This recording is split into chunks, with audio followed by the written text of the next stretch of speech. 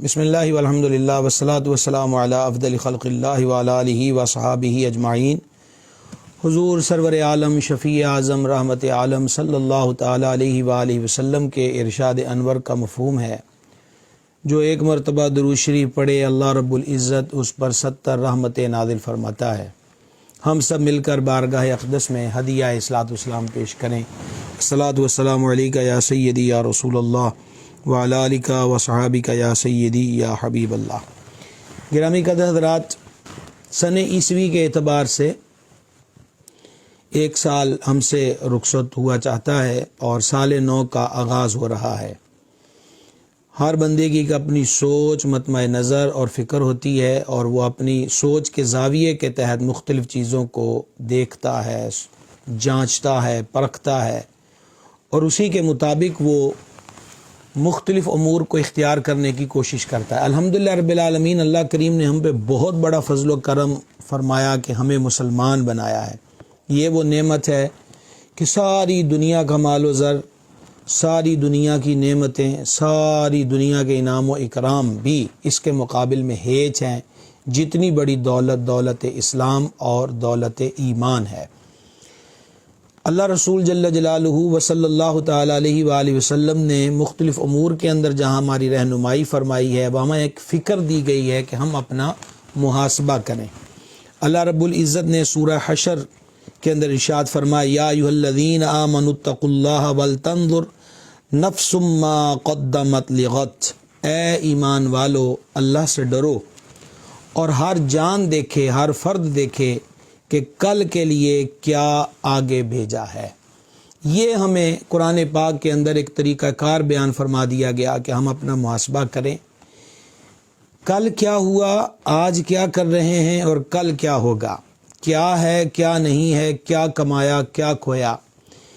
سب سے بڑا زاویہ پرکھنے کا یہ ہے کہ کل کے لیے، یعنی قیامت کے دن کے لیے، آخرت کے لیے ہم نے کیا جمع کر رکھا ہے۔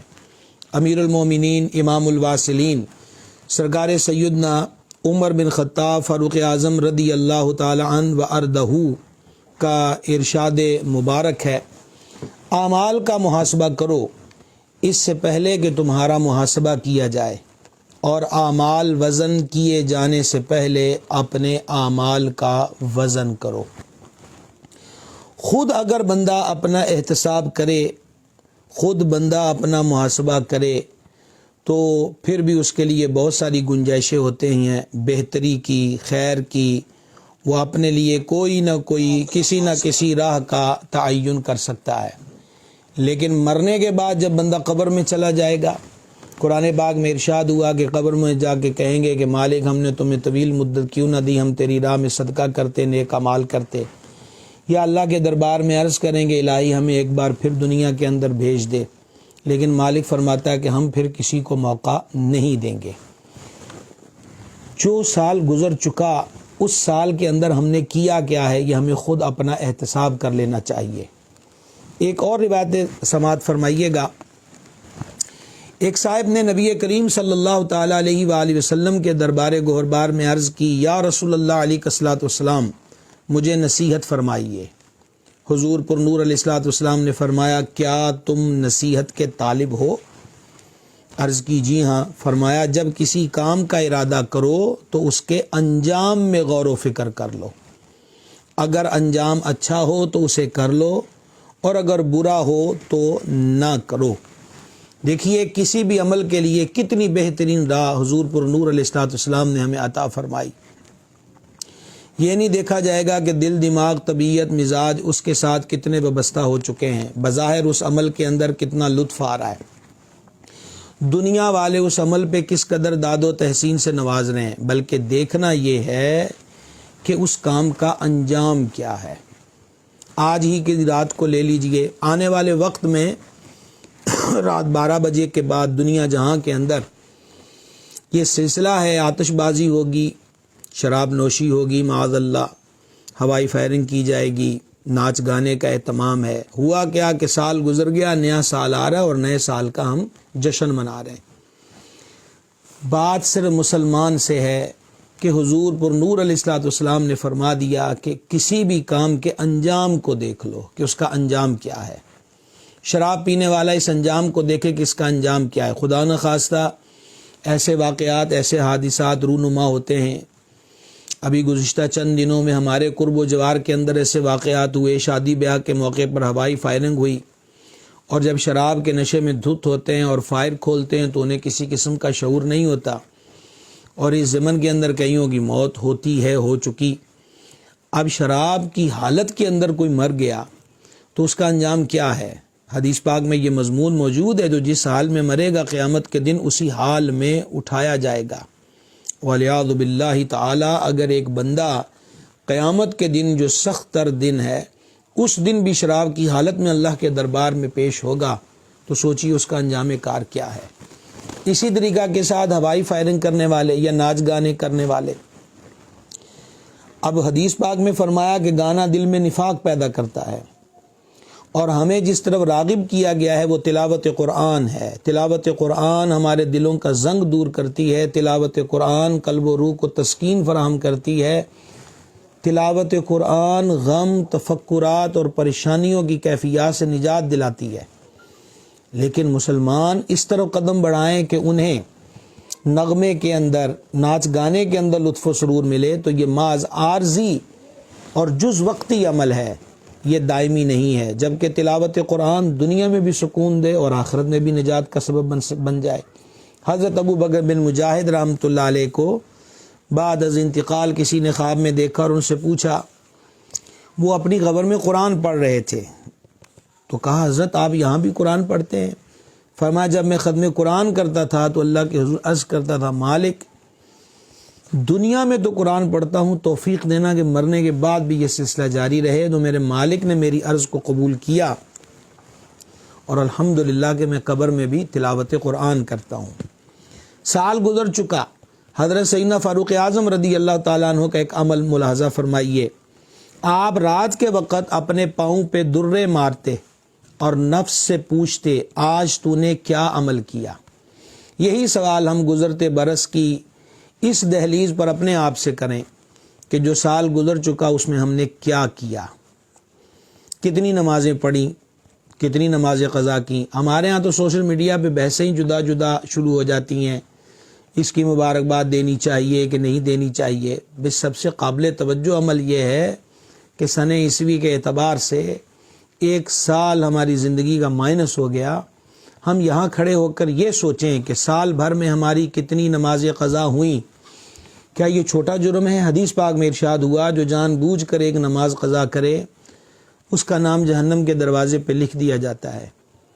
سوال یہ ہے کہ گزشتہ برس میں جو ماہ رمضان المبارک کی جلوہ گری ہوئی، کیا ہم نے اس کے روزے رکھے تو پورے ماہ کے رکھے، چھوڑے تو کتنے روزے چھوڑے، کسی عذر اور اجازت شرعی کے سبب چھوڑے یا بغیر عذر کے، محض کھانے پینے یا پھر بھوک برداشت نہ کر سکنے کی وجہ سے چھوڑ دیے کہ عادت پڑی ہے ہمہ وقت کھانے پینے کی۔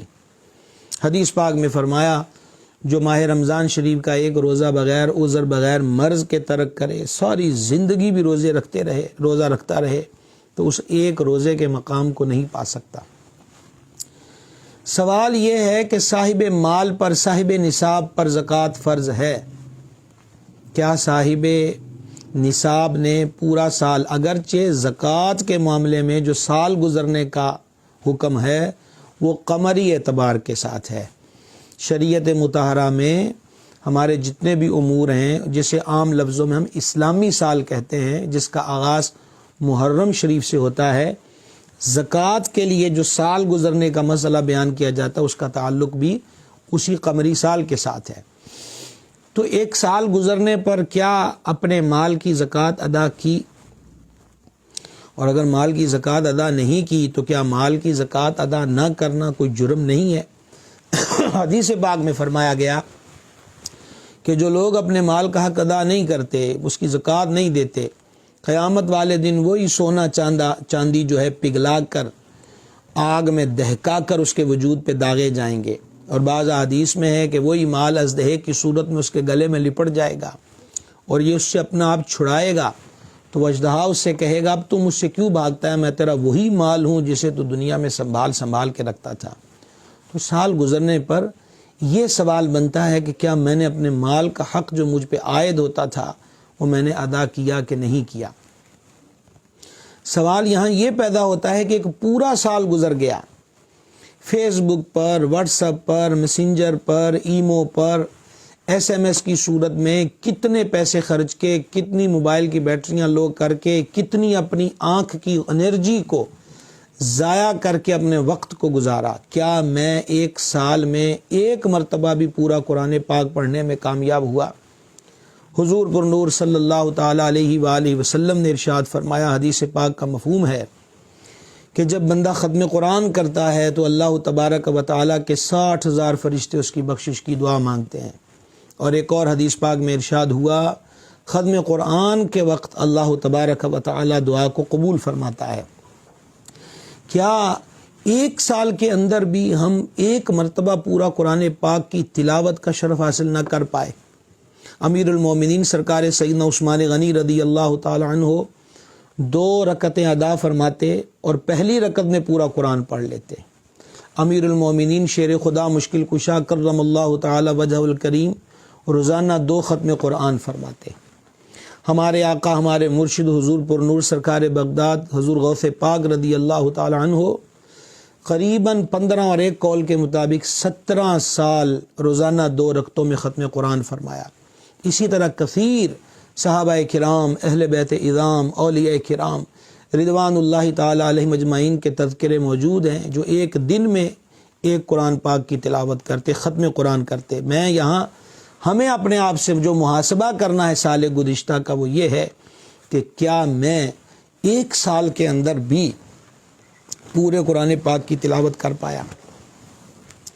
یہاں سانحہ یہ ہے کہ وہ حضرات بھی کہ جو حفظ قرآن کی دولت سے مالا مال ہیں لیکن پھر وہ مدارس سے نکل کر دنیا کے مختلف امور میں مختلف کام کاج میں لگ گئے، جٹ گئے، ایک تعداد ہے کہ وہ بھی پورے سال میں ختم قرآن کی دولت سے معاذ اللہ محروم رہتے ہیں، اور پھر زد یہ نکلتا ہے کہ ایک دن قرآن پاک کو بھلا بیٹھتے ہیں، اور قرآن پاک کو بھلا دینے کا عذاب الگ ہے۔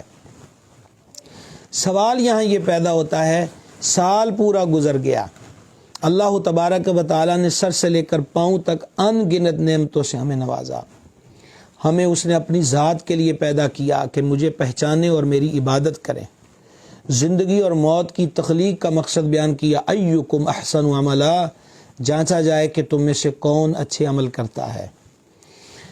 پورے سال کا جائزہ، بلکہ صرف اس کا تو ہم ایک رات میں جائزہ لے سکتے ہیں کہ جب سے اٹھے ہیں اس وقت سے لے کر بستر پر نیند کی آغوش میں جانے سے پہلے تک زبان دن بھر چلتی رہی ہے، اس زبان سے کتنے جھوٹ، کتنی غیبتیں، کتنی گالیاں، کتنے بہتان، کتنے فضول، وہ سیاست ہو، وہ کھیل ہو، وہ معیشت ہو، وہ شرق و غرب کی باتیں ہوں، ان پر کتنی تبصرہ نگاریاں ہوئیں، لیکن اس 24 گھنٹوں میں اللہ تعالیٰ کا ذکر کتنی مرتبہ کیا، اس کے پیارے حبیب اقدس صلی اللہ تعالیٰ علیہ وآلہ وسلم کی ذات ستودہ صفات پر درود شریف کتنی مرتبہ پڑھا۔ سال گزرنے پر یہ ایک دن کا ہم محاسبہ کر لیں تو پورے سال کا ٹوٹل ہماری نگاہوں کے سامنے آ سکتا ہے کہ ہم نے ایک سال کے اندر، بندہ تھوڑا ذہن پہ زور ڈال کے دیکھے کہ میں نے پورے سال میں حضور کی ذات پہ درود شریف کتنی مرتبہ پڑھا ہے، جبکہ وہ کون سی دعا ہے جس دعا میں حضور صلی اللہ علیہ وسلم نے ہمیں محروم رکھا، وہ کون سی گھڑی ہے جب جانے جانا نے ہمیں یاد نہ فرمایا، معراج کی بلندیاں ہوں، ولادت شریف کی عظیم گھڑی ہو، یا راتوں کا قیام ہو، اٹھے ہوئے ہاتھ ہوں، چشمان اقدس سے بہتے ہوئے آنسو ہوں، حتیٰ کہ مزار پر انوار میں رونق افروزی ہو، تب بھی حضور پر نور علیہ السلام نے ہمیں یاد رکھا۔ اسی لیے امام عاشقاں مجدد دوراں سرکار سیدی الشاہ امام محمد رضا قادری رحمۃ اللہ تعالی علیہ نے کہا تھا، جو نہ بھولا ہم غریبوں کو رضا، یاد اس کی اپنی عادت کیجیے۔ سال کی دہلیز پر کھڑے ہو کر یہ سوچنے کا وقت ہے کہ میں نے کسی کا مال تو نہیں دبایا، دھوکہ دے کر، جھوٹ بول کر، خیانت کر کے، ڈنڈی مار کے کسی کے مال کو ہڑپ تو نہیں کیا، کسی کے ساتھ اس معاملے میں زیادتی تو نہیں کی۔ یہ سوچنے کی بات ہے۔ یہی حضرت فاروق اعظم رضی اللہ تعالیٰ عنہ کا فرمان جو آپ کو ابھی سنایا ہے کہ آپ نے فرمایا اعمال کا محاسبہ کرو اس سے پہلے کہ تمہارا محاسبہ کیا جائے، اور اعمال وزن کیے جانے سے پہلے اپنے اعمال کا وزن کرو۔ سیدی اعلیٰ حضرت امام اہل سنت مجدد دین و ملت الشاہ امام احمد رضا قادری رحمۃ اللہ تعالی علیہ نے اپنے شورائے آفاق فتاوی رضویہ شریف کے اندر یہ قول نقل فرمایا ہے کہ جس نے کسی کا ناحق 1 پیسہ دبایا ہوگا تو قیامت والے دن اس 1 پیسے کے بدلے میں 500 با جماعت نمازیں دینا پڑیں گی۔ تو یہاں لاکھوں لاکھ روپیہ لوگوں کا لوٹ لیا جاتا ہے، ورغلا کر، دھوکہ دے کر، کاروبار کے نام پر حسین باغ دکھا کر، ڈنڈیاں مار کے۔ تو یہ سوال اپنی جگہ قائم ہے، 1 سال میں نے کتنوں کا مال دبایا، کتنوں کا مال کھایا، کتنوں کے مال پہ کتنوں کا مال غصب کیا، اس پہ قبضہ کیا۔ یہ سوچنے کی بات ہے، اور پھر یہ وزن کرنے کی ضرورت ہے کہ کیا اب میں اس کو ادا کر پاؤں گا۔ ادا کرنے کی کیفیت اور کیپیسٹی نہیں ہے تو کیا ان سے معافی حاصل کر سکوں گا۔ سوال یہ پیدا ہوتا ہے کہ پورے سال میں اپنی نگاہ کا غلط استعمال کتنی مرتبہ کیا، فلمیں دیکھ کے، ڈرامے دیکھ کے، گلی چونکوں۔ حدیث پاک میں ارشاد ہوا جو اپنی آنکھ کو حرام سے پر کرے گا قیامت والے دن اس کی آنکھ میں پگھلا ہوا سیسا ڈالا جائے گا۔ مسلم معاشرے کے ہر فرد کو سوال اپنے آپ سے یہ پوچھنا چاہیے، اس پورے سال میں ایسا تو نہیں ہوا کہ اس نے سودی لین دین کیا ہو، سودی کاروبار میں اس نے شراکت کی ہو، سود لیا ہو، سود دیا ہو؟ یہ معاملہ تو نہیں ہے۔ اب ہمارے ہاں تو یہ لعنت اتنی عام ہو چکی ہے کہ اب لوگ سود کو جرم نہیں سمجھتے، اور بلکہ اب اس کو کئی ناموں کے ساتھ، کئی عنوانوں کے ساتھ جوڑ کر اس کے لفظ سود کو دبا کر لوگوں کے ذہنوں میں یہ دھونس جمانے کی کوشش کی جاتی ہے کہ میں کوئی اچھا عمل کر رہا ہوں، سودی لین دین کا معاملہ تو نہیں ہوا۔ یاد رکھیے گا اللہ تبارک و تعالی نے واضح طور پہ قرآن کریم میں فرما دیا کہ وہ سود کو مٹاتا ہے اور صدقے کو بڑھاتا ہے۔ لہٰذا اور ایک حدیث پاک میں یہ مضمون موجود ہے، حضور جان نور صلی اللہ تعالی علیہ وآلہ وصحبہ وبارک وسلم نے ارشاد فرمایا، مفہوم حدیث میں آپ کی خدمت میں پیش کر رہا ہوں۔ سرکار فرماتے ہیں کہ شروع کے اندر تو یہ جو سود ہے اس کے اندر بڑھوتری نظر آتی ہے، شروع میں سود کے معاملے میں بڑھوتری نظر آتی ہے، لیکن فرمایا اس کا جو اینڈ ہے، اس کا جو انجام کار ہے، وہ میرے کریم صلی اللہ تعالیٰ علیہ وآلہ وسلم ارشاد فرماتے ہیں کہ وہ خسارہ ہی خسارہ ہے، وہ گھاٹا ہی گھاٹا ہے۔ اس لیے گرامی قدر حضرات اس چیز پر غور کر لینا چاہیے کہ کہیں سال بھر کے اندر ہم سے سودی معاملات جو ہیں، اس کی یہ معاملات تو ہم سے کہیں نہیں ہو گئے، اس پہ غور کرنا چاہیے۔ اسی طریقہ کے ساتھ سال کی دہلیز پہ کھڑے ہوئے یہ بھی غور کر لینا چاہیے کہ اللہ تبارک و تعالی نے مجھے مال کی دولت سے نوازا، وہ کسی بھی صورت کے اندر وہ مال تھوڑا ہے، وہ مال زیادہ ہے، کہ اللہ تعالیٰ نے مجھے مال عطا فرمایا، اللہ تعالیٰ نے مجھے رزق حلال عطا فرمایا۔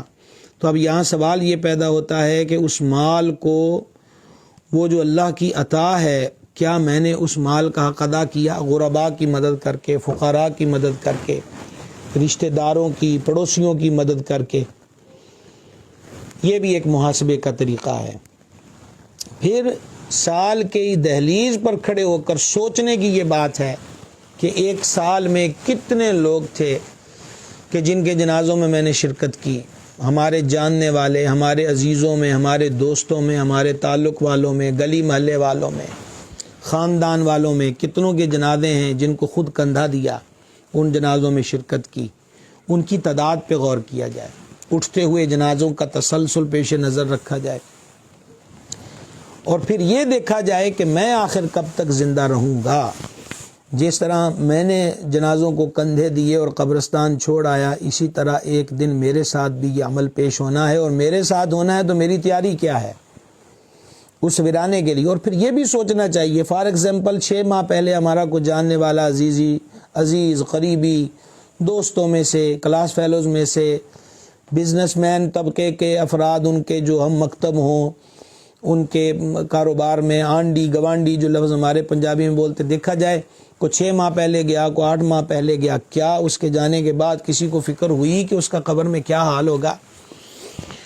شام و سحر کیسے گزرتے ہوں گے؟ قبر کے اندھیرے سے نجات ملی کہ نہیں ملی؟ عذاب اور وحشت سے نجات ملی کہ نہیں ملی؟ سال کے اختتام کی دہلیز پر یہ بھی سوچنے کا مقام ہے۔ خیر، محاسبہ بات بات پر اپنا کیا جائے۔ آئیے ایک بزرگ کا واقعہ اور ان کا اپنا محاسبہ کرنے کا طریقہ کار سماعت کیجیے گا۔ حضرت سیدنا ابراہیم رحمہ اللہ فرماتے ہیں، میں نے تصور باندھا کہ میں جنت میں ہوں، جنتی پھل کھا رہا ہوں، وہاں دودھ کی نہریں، شہد کی نہریں، شراب طہورا کی نہریں، وہاں سے پانی پی رہا ہوں، وہاں پر حور و غلماں ہیں جو میری خدمت پر مامور ہیں۔ یہ انہوں نے تصور باندھا۔ اور پھر فرماتے ہیں کہ اس کو ایک طرف کر کے میں نے یکسر تصور کا زاویہ اینگل چینج کیا، اور اب میں یہ سوچنے لگا تصور میں کہ معاذ اللہ میں جہنم میں ہوں، اور جہنم کے طوق زنجیریں میرے گلے ہاتھ پاؤں میں ڈال دی گئی ہیں، اور وہاں کے کڑوی غذا کو کھا رہا ہوں، اور جہنمیوں کے زخموں سے نکلنے والے پیپ کو پی رہا ہوں۔ پہلے جنت اور اس کی نعمتوں کا تصور، پھر دوزخ اور اس کے عذابات کا تصور۔ اس کے بعد فرماتے ہیں، میں نے اپنے نفس سے کہا، اے نفس بتا کون سی چیز زیادہ پسند آئی اور اب تو کیا چاہتا ہے؟ تو فرماتے ہیں کہ میرے نفس نے مجھ میں کہا کہ میں دنیا میں جا کر اچھے کام کرنا چاہتا ہوں۔ تو میں نے کہا تیری آرزو پوری ہوئی، جا نیک عمل میں مصروف ہو جا۔ تو یہی چیز ہمیں اپنے لیے سوچنے کی بات ہے۔ سال گزر چکا، گئے وقت کو ہم واپس نہیں لا سکتے، یہی سمجھنے کی بات ہے۔ گیا وقت پھر ہاتھ نہیں آتا۔ ہاں، ہمارے پاس ایک ہی وقت ہے جو اس وقت سانس چل رہی ہے، اور یہ بھی کسی کیا خبر ہے۔ دیکھیں سوشل میڈیا، اس وقت ہم بھی آپ سے سوشل میڈیا پر ہی مخاطب ہیں۔ کیا سوشل میڈیا پہ یہ ویڈیوز حرکتیں نہیں کرتی؟ کتنی کثیر ویڈیوز موجود ہیں کہ کوئی کھڑا ہے، مطلب میں تو آپ کو دینی ماحول کی باتیں کر لوں تو کو واز کرنے کے لیے خطبہ شروع کیا، یا کسی ثنا خان نے ابھی درود شریف پڑھنا شروع کیا، اسٹیج پر موت آ گئی، اور امام امامت کے لیے کھڑا ہوا، رکعت اول میں یا دوسری رکعت کے اندر موت آ گئی، اور اس کے برعکس کوئی شراب پی رہا ہے، کوئی ناچ رہا ہے، کوئی گا رہا ہے، کوئی کھیل کے میدان میں ہے، کوئی آوارگی، کوئی ہلڑ بازی، مثال کے طور پہ جیسے ٹک ٹاکروں کا شوق ہے، وان ویلنگ کرتے ہوئے ویڈیو بنا رہے ہیں، یا وہ پہاڑوں پر صحراؤں کے اندر خطرناک جگہوں پر کھڑے ہو کر، خطرناک لوکیشنوں پر پہنچ کر وہ ویڈیو بناتے ہیں، اور اس حالت میں پاؤں پھسلا اور مر گئے۔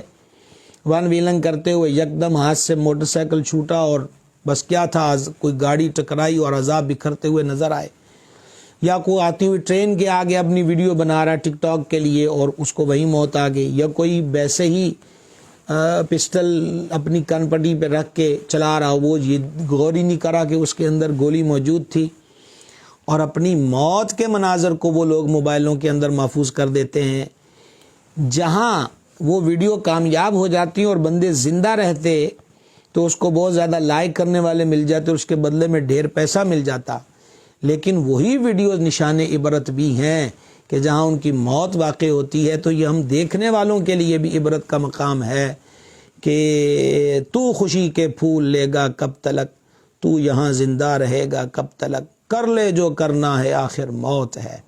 اس کے سوا اور کوئی راستہ نہیں۔ ایک دن زندگی کی ڈور ٹوٹ جائے گی، سانسوں کی مالا ٹوٹ جائے گی، ہنستے بستے کھلے کشادہ گھروں گلیوں کمروں سے اٹھا کر قبر کی کال کوٹھری کے اندر منتقل کر دیا جائے گا۔ ایک اور بزرگ کا محاسبے کا انداز دیکھیے۔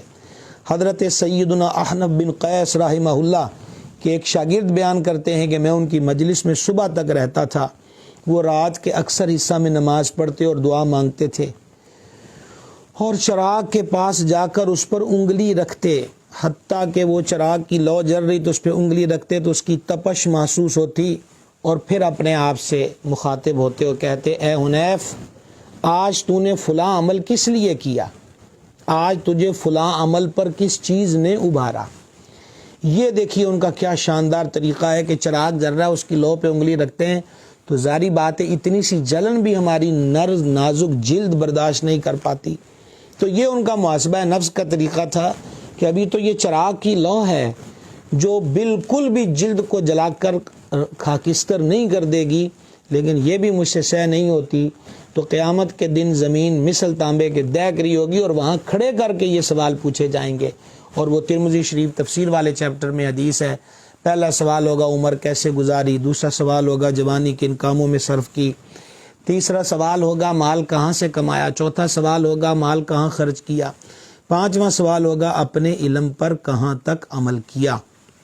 تو دیکھیے یہ کتنا حسین انداز ان حضرت کا ہے کہ وہ وہاں پر انگلی رکھ کے اس کے اوپر، آگ کے اوپر اپنے نفس سے مخاطب ہیں کہ تو نے آج کیا کیا اور آج یہ تو نے کیوں کیا۔ یہ بھی ایک محاسبے کا طریقہ ہے جو ہمارے اسلاف رحمہم اللہ علیہم کے اندر مروج تھا اور رائج تھا۔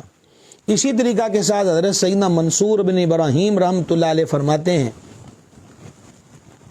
کہ ایک عبادت گزار نے غیر محرم عورت سے بات کے دوران اس کی ران پر ہاتھ رکھ دیا اور پھر ندامت محسوس ہوئی کہ یہ تو عمل برا کیا ہے، تو پھر اس نے اپنا ہاتھ آگ پہ رکھا حتیٰ کہ وہ جل کر کوئلہ ہو گیا۔ یہ اس کو امام غزالی رحمۃ نے احیاء العلوم کے اندر نقل کیا ہے۔ تو جب ہم یہاں کی سختیوں کو نہیں سہ سکتے تو گرامی قدر حضرات خود سوچئے کہ آخرت کی سختیاں سہنا ہمارے بس کی بات ہرگز نہیں ہے۔ آئیے احتساب کا ایک اور طریقہ دیکھیں۔ حضرت سیدنا توبہ بن صمہ رحمہ اللہ کا معمول تھا کہ اپنا محاسبہ کیا کرتے تھے۔ ایک دن آپ نے اپنی عمر کا حساب لگایا، ایج کا، تو آپ کی عمر 60 سال بنی۔ دنوں کا حساب لگایا تو 21,500 دن بنے۔ یہ دیکھ کر آپ نے اچانک چیخ ماری اور فرمایا ہائے افسوس، اگر روزانہ ایک گناہ بھی ہوا ہو تو میں اللہ عز و جل سے 21,500 گناہوں کے ساتھ ملاقات کروں گا، اور اگر روزانہ 10,000 گناہ کیے تو پھر کیا بنے گا۔ یہ سوچ کر غش کھا کر گرے اور خوف خدا سے وفات پا گئے۔ لوگوں نے کسی کہنے والے کو ان کے متعلق کہتے ہوئے سنا، اے شخص فردوس اعلیٰ کی طرف جاؤ۔ امام غزالی علیہ رحمت یہ واقعہ نقل کر کے فرماتے ہیں لہٰذا آدمی کو چاہیے کہ وہ یوں اپنی سانسوں، دل میں پیدا ہونے والے گناہوں کے خیالوں اور اعضاء سے سرزد ہونے والی نافرمانیوں کا بھی احتساب کرے۔ اگر آدمی ہر گناہ کے بعد اپنے گھر میں ایک پتھر پھینکے، امام غزالی فرما رہے ہیں اگر آدمی ہر گناہ کے بعد اپنے گھر میں ایک پتھر پھینکے تو کچھ ہی دنوں بعد اس کا گھر پتھروں سے بھر جائے گا، لیکن آدمی گناہوں بھرے اعمال یاد رکھنے میں سستی کرتا ہے، حالانکہ بحکم الہی 2 فرشتے سے یاد رکھتے ہیں، جیسا کہ اللہ تبارک و تعالی نے ارشاد فرمایا سورہ مجادلہ میں، اللہ نے انہیں گن رکھا ہے اور وہ بھول گئے۔ اللہ اکبر کبیرہ، اللہ اکبر کبیرہ۔ حضرت سرکار سیدنا غزوان اور سیدنا ابو موسیٰ اشعری رضی اللہ تعالیٰ عنہما دونوں جہاد میں تھے، تو حضرت غزوان کی نظر ایک عورت پر پڑی تو ندامت کی وجہ سے اپنی آنکھ پہ زور سے تماچا مارا کہ آنکھ پھٹ گئی۔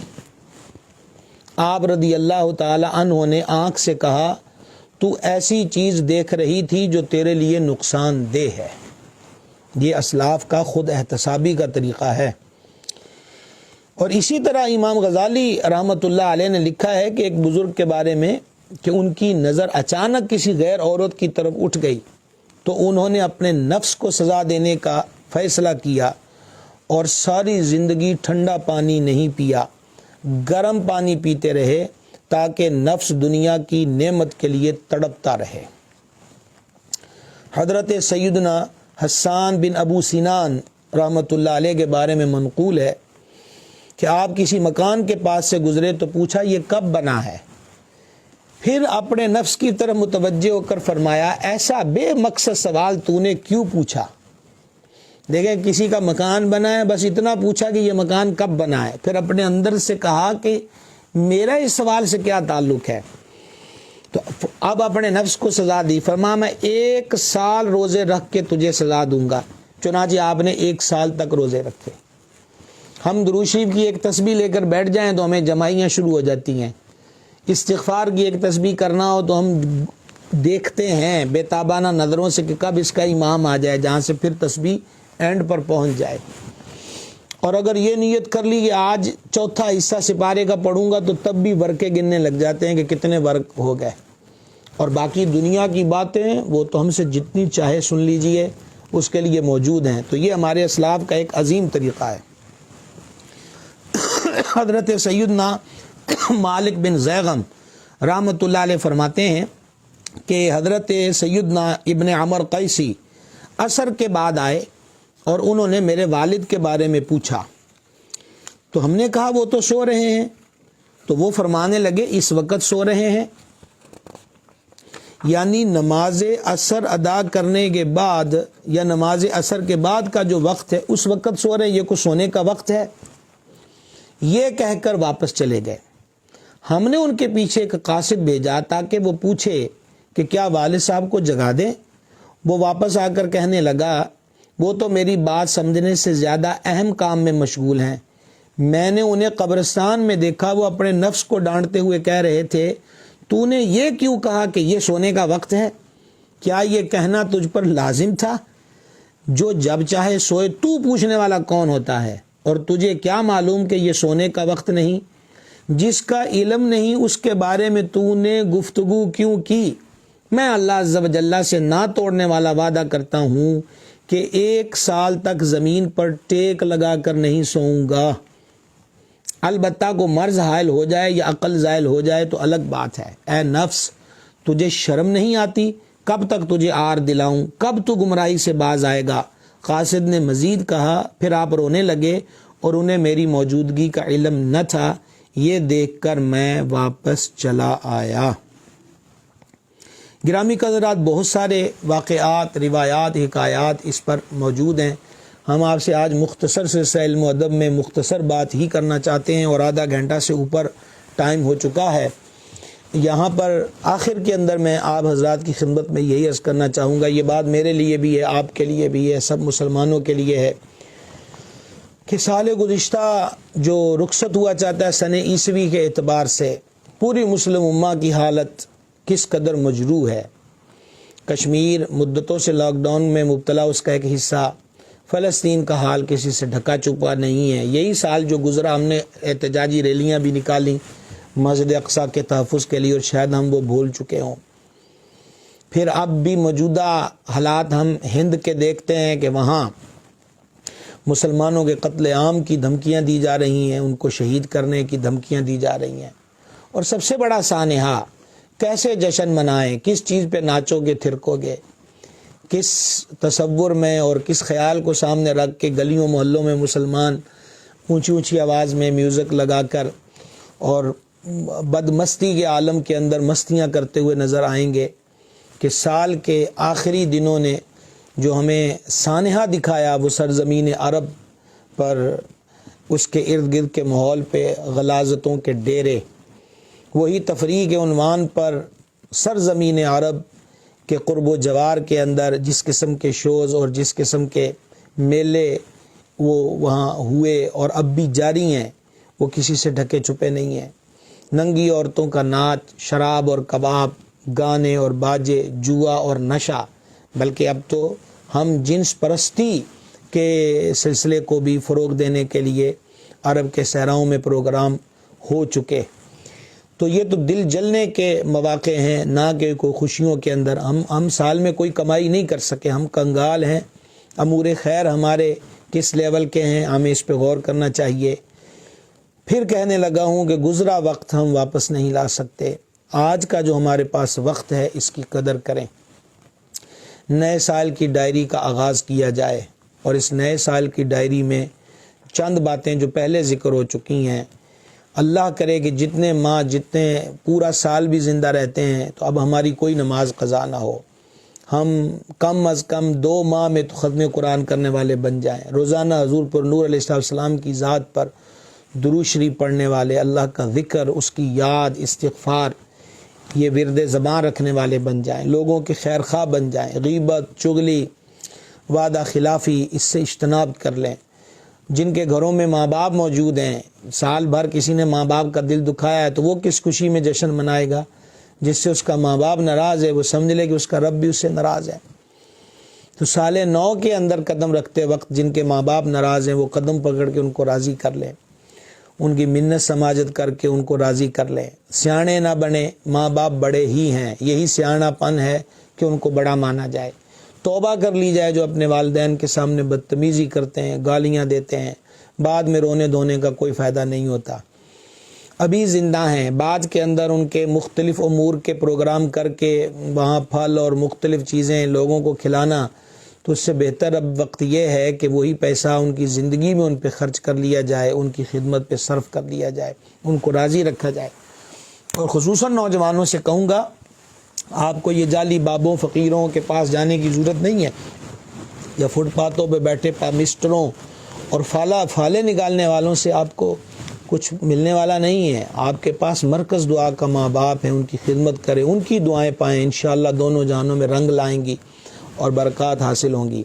اسی طرح کسی کا دل دکھایا، کسی کو مارا پیٹا ہے تو اس سے پہلے کہ موت کے منہ میں چلے جائیں ان کو منا لیا جائے، ان کو راضی کر لیا جائے۔ آج تو سوری کہہ کے ہم ان کو راضی کر سکتے ہیں، لیکن کل حدیث شریف میں میرے سرکار جب یہ بیان فرما رہے تھے تو حضور کی آنکھوں میں آنسو آ گئے کہ فرما اپنے معاملے یہی حل کر لو، قیامت کے دن ہر بندہ ایک دوسرے پہ اللہ کے دربار سے داد طلب کرے گا۔ تو اس لیے عرض خدمت یہ ہے کہ اس چیز کو دیکھا جائے، اس چیز کو ملحوظ رکھا جائے کہ ہم یہاں جیتے جی ان لوگوں کو راضی کر لیں، جیتے جی ان لوگوں کو راضی کر لیا جائے۔